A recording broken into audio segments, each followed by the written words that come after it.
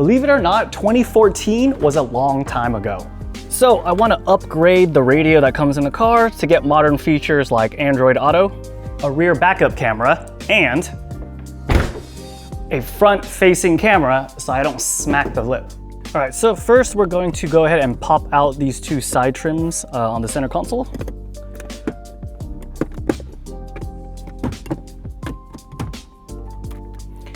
And then once you pop up all the clips up to about right here, you should be able to pull it out this way. We'll go ahead and do that on this side.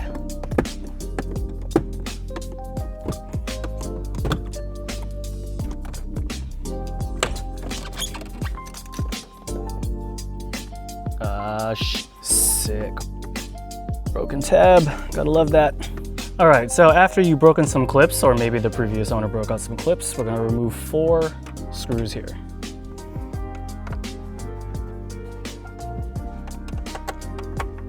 As we're sliding out the radio, you might have to put down some towels or something like here to protect your trim from scratches. If you're manual, you could easily just put the gear lever back, but I have the PDK. Can this go into D? It can. Oh my God. All right, please ignore that beeping for a little while because we're gonna have to do this, but first we're gonna go ahead and remove this major harness here. That goes forward, and that pulls it. There we go. Yes. There we go. Haha, so we got the radio out. All right, now that we got the radio here on the bench, we are going to remove 4 T8 Torx screws. It's gonna be 1, 2, and then when you flip it over, there's gonna be 2 more. Note, when you are putting this back together, the top screws, so you can see the radio is right side up. Top screws are longer, and they're gonna be the same size as every Torx screw that we're gonna take off on this project. But I believe on the bottom of the radio, these 2 screws here, those are going to be the only ones that are going to be slightly shorter. So just remember that when you're putting it back together. All right, and what we're going to do next to get the face of the radio off is that there are 2 tabs on each side of the radio. So we're just going to push those in to pop the front off.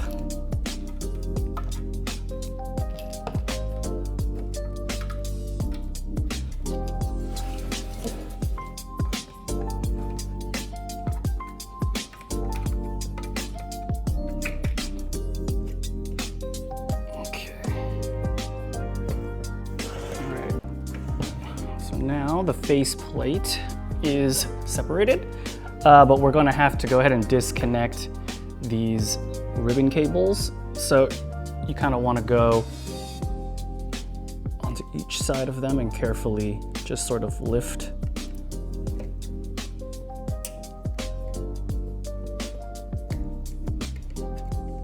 Yeah, just going to lift the little connection. They should be able to come out like that. Boom. Okay, with the faceplate removed, we can go ahead and just put that over to the side. And our radio should be looking like this. All right, so this is where the faceplate is. It's facing us. What we're gonna do is we're going to go ahead, go to the back again, and there are gonna be 1, 2, 3 screws that we're gonna remove on the back. Now we turn it back around. Again, the faceplate part facing us, but the radio flipped upside down. So try to slide the top part here off. There we go, like that. And then the top part will come off.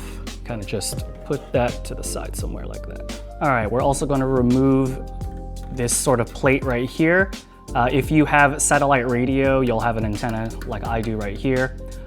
If you don't, you're gonna have a plate. So either way, we're gonna take this out. And we're also gonna unplug the satellite antenna. Well, I sliced my hand trying to fiddle with it, and in the end, I just ended up snipping it.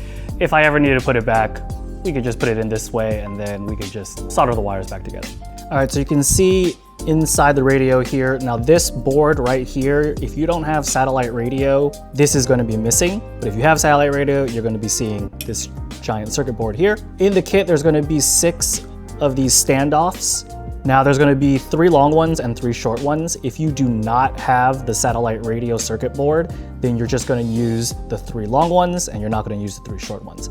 If you have the Sirius XM satellite radio circuit board, you are going to basically connect the short ones onto the long standoffs and you're going to use that. Basically, that's going to set the new circuit board that we're adding on top of everything here. By the way, that is our new circuit board. Now the 3 screws that we're going to be removing and replacing with our standoffs are going to be located one here, there's going to be one right there, and then there's going to be one right there. So we got our standoffs sort of loosely fitted in there. And now we're going to take our new circuit board and we're going to mount it.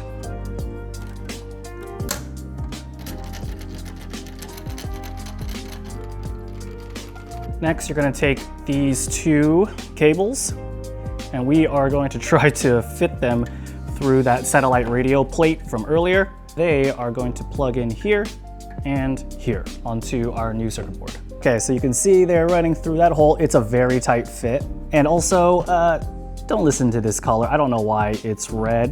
You would think red goes with red. It did not. Basically, there's a larger plug and then there's a shorter one. So just put them in the appropriate one, you'll be fine. As far as how I tucked the wires, I don't know if you can see there, you really had to push them down and underneath the circuit board. But there is a way to make it fit. It's tight, but it will fit. This is kind of how it looks right now. So now we just got to connect the ribbon cables as well as a couple of cables that they provided in the kit.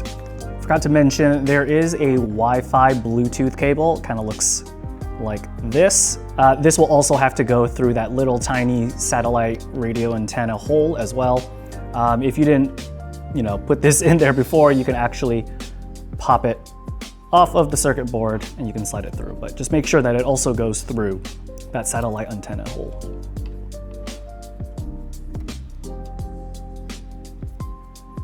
All right, so now we are looking at the ribbon cable connections on the new circuit board. And you can see it's nicely labeled for us. So those 2 ribbon cables, these 2 right here, are the original ribbon cables, and this was originally running to the front face of the radio. Now these 2 are now going to go into the appropriate sized ones here that says 2 main board. And then we're going to take the 2 provided cables that they gave us in the kit. We're going to connect them here, and then now these will run into the faceplate.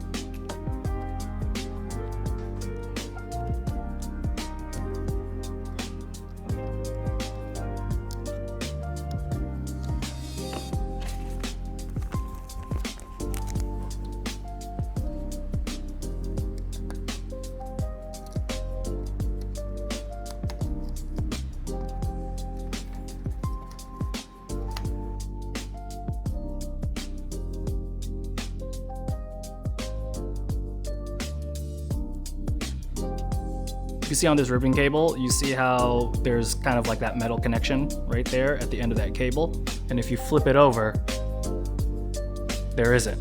If you look down to the connections here, just make sure that the metal side touches the metal side. All right, so right before we slide it closed, I just wanted to show you kind of how it's supposed to sit, right? Do you see it? Top part is on the outside, the middle part is on the inside, and then also again the top part is on the outside.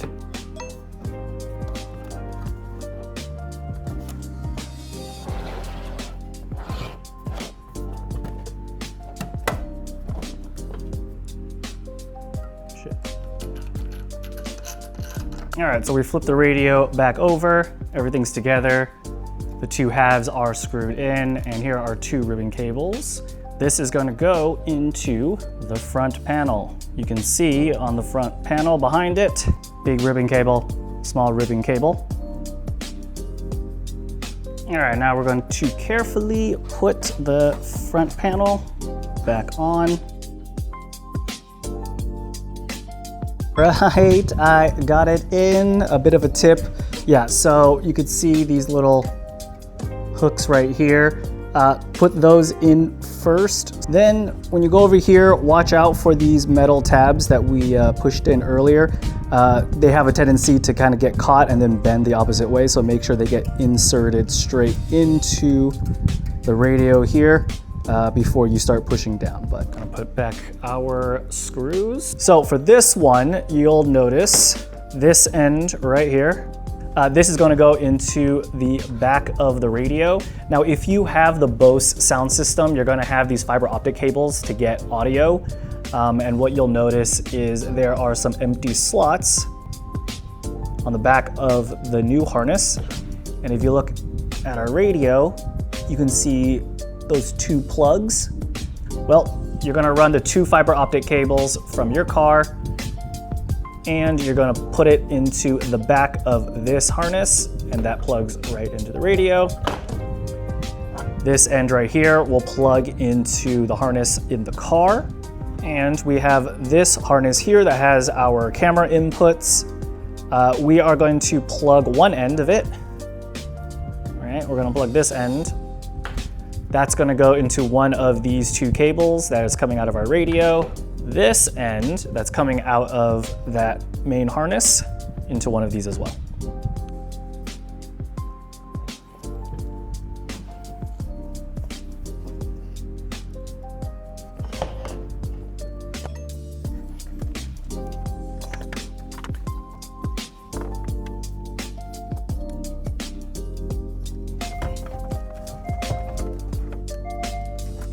All right, it's a fucking tight fit, but let's just halfway put it in. Let's just test if it works. That's our main concern.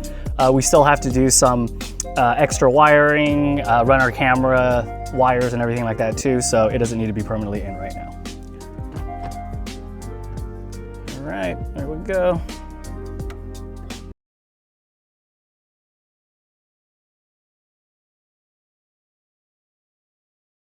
All right, so the radio is still like not fully secure because I don't want to open it again if I fucked up. Let's see if this bitch works. Ah, ha, ha, ha, ha. Ha, ha. Look at that! Look at that! Oh, look at that! Oh, look at that! Oh, thank God! Okay, so to get to the tail light, really it's being held in by one screw. So there's a trim piece here, really easy. You just kind of yank it out this way, that'll come out. And then there's another trim piece right here that covers the rear strut. Just pull that out as well. Be careful with your trim as always, that'll come out. Then if you look around this area right here, there is a rubber grommet. You pop that rubber grommet out, and that'll give you access to a T30, or maybe I think it's also a 10 mil bolt. It's pretty long, so yeah, just keep screwing it out, don't drop it. But yeah, once that comes out, pretty much now you just gotta pop the taillight out. You're either about to watch me successfully get this taillight out, or you're about to watch me fuck it up.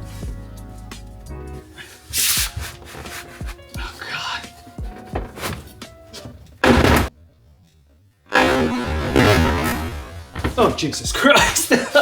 Fucking hell. Sheesh. Okay, so apparently all YouTubers, including myself, were wrong on about how to take the taillight out. So according to Porsche, this is how you're supposed to take the taillight out. So you're not supposed to use string or tape or trim removers or anything like that to pop the taillight out. You're actually supposed to stick a screwdriver through a grommet that's accessible through the wheel well, and then just use that as like a lever to pop it out. Now to wire the rear camera, you're gonna have to access a wiring loom. It's gonna be located about right here. This is basically where the trunk latches down. You're gonna have to pull the opposite side plastics as well, and then there's a trim piece that goes right here that you need to pop out as well. And then right behind this carpet is going to be a wire loom that we need to access. It's kind of hard to see in this video. I'm trying to do my best, but that is the wire loom that we want to access. I believe on the 981 Caymans, we are looking for a blue and black wire. That's going to be our reverse light. And then brown should be your ground. But you could also just ground to chassis as well. All right, so I'm gonna go over the basic wiring of a rear backup camera. So here is our backup camera. Pretty nifty, isn't it? It is a license plate light, but it houses our backup camera, so it should look pretty sleek. Anyway, wire running around it. Leads to 2 plugs here. We have our red one, which is gonna be our power wire. And then this yellow one is going to be our video output wire. That's going to run all the way to the back of the radio. For the power wire, we are going to go ahead and tap to that reverse light wiring harness that I showed you. Red is going to go to our power, which should be a blue and black wire. And then black will be our ground, which should be a brown wire. Obviously, double check your car, make sure it's the right stuff. As for the video cable, you can also see that there is an extra red wire here. That is basically a trigger wire. And we're essentially just going to wire this into the red power wire here.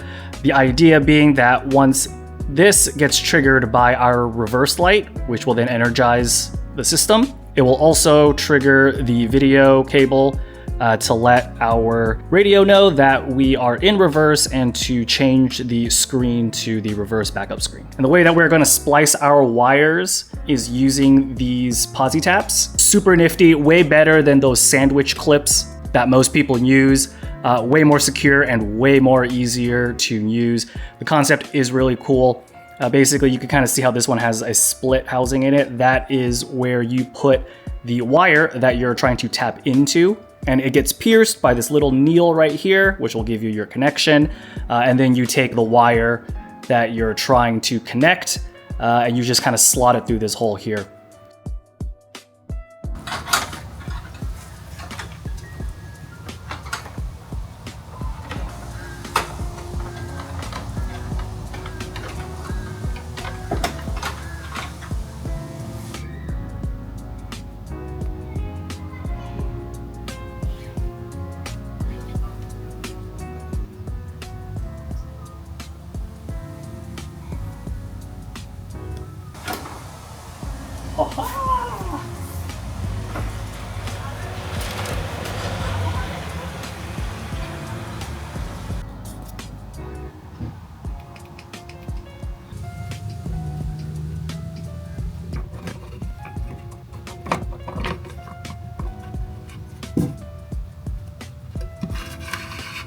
Camera is all wired up for power and to reverse light and grounded and everything like that. I am not fully done routing the wires yet. I just want to make sure that everything works. So I kind of have everything kind of half hooked up. So let's start the car and see if the camera turns on. All right, here we go. Part of me tells me maybe I didn't get the right wires. See if there's something with setup. Let me try to figure out what's going on here. Okay, I turned on some settings. It was on original camera, which I'm using as OEM camera, but this is aftermarket. So did some settings switches, and let's see if this works. Going into reverse. Ooh, that is not super clear, but that is a backup camera. Okay, cool. Okay. Now I am routing the camera wires to the back of the radio. So this is kind of the path that I took. As you can see, lots of panels are getting removed. It's gonna be the fun part. Easy enough, this is where it pops out from the headlight. It's gonna run behind the carpet here. Then I'm gonna piggyback off of where these wire looms are. It's gonna run here. And then this trim piece here that has this like compartment, just tucked it in beneath that trim, and we're gonna go ahead to the passenger door.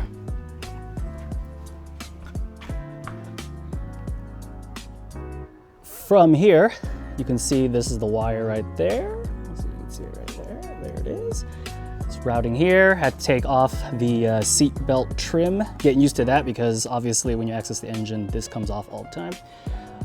Routed it right there behind here, all the way down here. Popped off this inner trim right here. Here, here, here, here. Here, here, here. Pop off this panel here. And then this is where the fuse box and the passenger footwell rests. There is a little clip here. I just kind of popped it. That gave me some space to run the wire through there. And the path that I'm gonna take in a little bit is there's like a bit of carpet up in here. Ran it behind this carpet here. So it's tucked in beneath this carpet all the way up here. I ended up not removing this trim piece. I ended up just tucking it behind it. And then when you tuck it behind it, you'll be able to reach the radio from here. Let me see if I can show you where the light's coming from, so you can see kind of like where that hole is. So you can kind of see there's a light in the footwell, and you can see the light is bleeding right about there. So that's basically where you can tuck the wire and poke it through. Just kind of grab it with your fingers and then pull it out, which we have right here. You do have this trigger wire here on the video cable. This trigger wire will go to this blue wire here. It says cam, so this is basically the trigger wire for the radio. Let's get it wired up, and then I think it's time for the front camera. All right, so I am mounting the front camera, and I want to show you where I'm mounting it and the path that I took. So you can see our front camera is right here. It's actually a very natural spot. So this is a 2014 base. If you look up here, there's like a natural hole that pokes. I was able to run the wire. There was no drilling or anything required. The wire fit right through. Now under the car, you'll see this sort of front splitter thing. And if we poke our heads into this hole, you can see there is our wire for our front camera, and it pops out right there. Once you remove sort of this front trim piece, and yeah, we're gonna run it up the side of the frunk here. This fits on perfectly, no problem, so you can just tuck your wires there. All right, so here is our connection where we hooked up the RCA as well as made a connection for that trigger wire. Now, because I believe water actually runs through right here, we're gonna have to, make it waterproof and weatherproof. So I've already connected these two and used heat shrink. Of course, it's also wrapped a little bit in electrical tape to keep things nice and tidy. But for an extra layer, we are going to use this silicone self-fusing tape. And we're gonna tightly wrap that around this to create a watertight seal.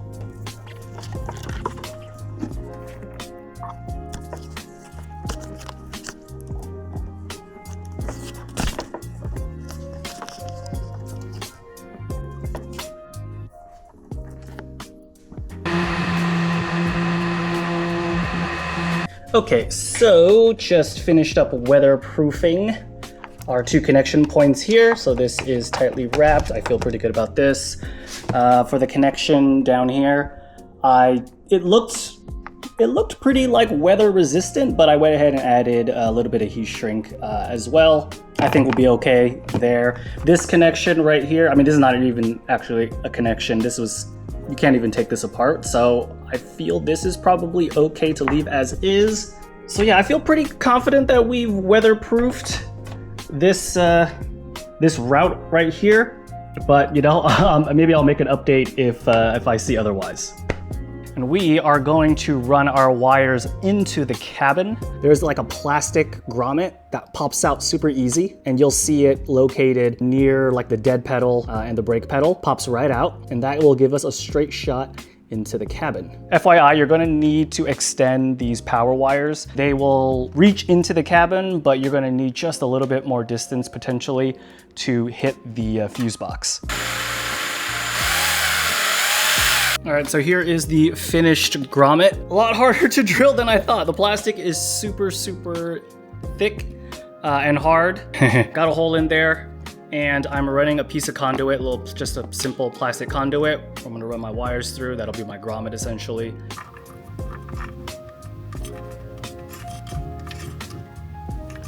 So this is the fuse box wiring. Now this fuse box is in the driver's footwell, and you can see our tap fuse right here. I'm using a 5 amp fuse. I believe this is something insignificant like seat ventilation or a home link or headlights or whatever like that. Try not to do ABS or try not to tap into, you know, your airbags or something like that. But yep, we have a tap our fuse here, and that will pretty much finish the wiring for our front camera. We just got to run the ground wire. All right, so here is our final ground wiring for our front camera. I really couldn't find a good ground area near the fuse box, so this location was the closest that I can find that would be a good grounding point. The ring terminal I used is a 5x16 inch ring terminal, but I did have to find like an extra washer just to make sure that there was a good connection. Anyway, let's go into our new radio setup, test the cameras, and kind of go into the user interface. So everything's all buttoned up. When we go into reverse, there's our reverse camera. What's cool is that apparently I have these guidelines, but I don't know how accurate they are. So, you know, maybe if you leave a comment, I can, by then I would have tested it out, but not sure if they are super accurate, but that's cool that they're there. For our front camera, there are a couple of ways we can engage this. So if we exit Android Auto and we're in the main menu here, we can scroll to camera, select it, and there's our front camera. All right, so let's pull up. Okay, and we're gonna aim for the red zone. Easy. All right, we're in the red zone, maybe a little bit past it. Let's see how close we are.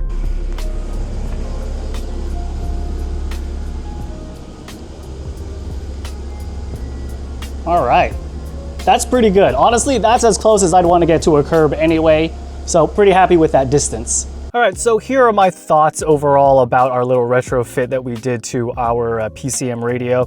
So the good news is that we have Android Auto, we have Bluetooth, we have our front and rear cameras hooked up. Also, it looks OEM, so, you know, to be able to maintain that OEM look, that's a huge plus. And also the price compared to any other aftermarket radio out there is way cheaper. And unless you really need all those extra features, I think I got pretty much everything that I wanted out of a radio in this radio retrofit. But obviously that means that this isn't perfect. Because we are retrofitting a 10-year-old radio, the screen is not as responsive and the video quality isn't as great. So relatively overall, I'm pretty satisfied with what we got.